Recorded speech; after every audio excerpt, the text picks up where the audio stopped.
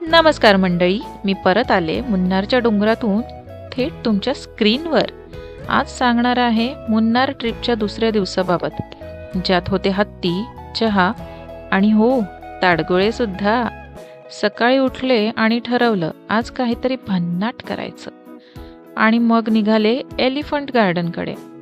आणि जाता जाता वाटेत एक भन्नाट प्रकार खायला मिळाला, ताडगोळे. हो हो, तेच ताडगोळे. चव जगात भारी, पण जरा स्लायमी.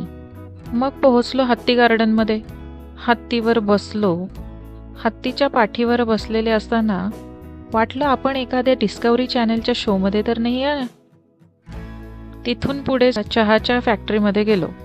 तिथे गेलो की समजलं की आपण जो रोज चहा पितो ना, तो इतक्या मेहनतीने तयार केला जातो. आणि हो, तिथून मुन्नारचा चहा, खास चहा घेतला. आता चहा पिताना आठवण होईल की चहा कसा तयार होतो. मग गेलो केळ्यांचे चिप्स बनवतात त्या दुकानात.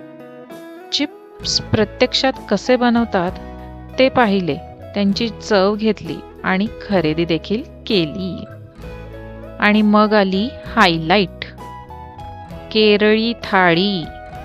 केळीच्या पानावर वाढलेलं जेवण, सांभार, थोरण, पचडी आणि शेवटी पायसम. आहा, मस्तच. एवढं सगळं पाहून माझं डाएट पण म्हटलं की आज सुट्टी घेऊयात का.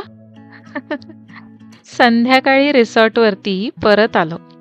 शरीर थकलं होतं, पण मन मात्र एकदम फ्रेश.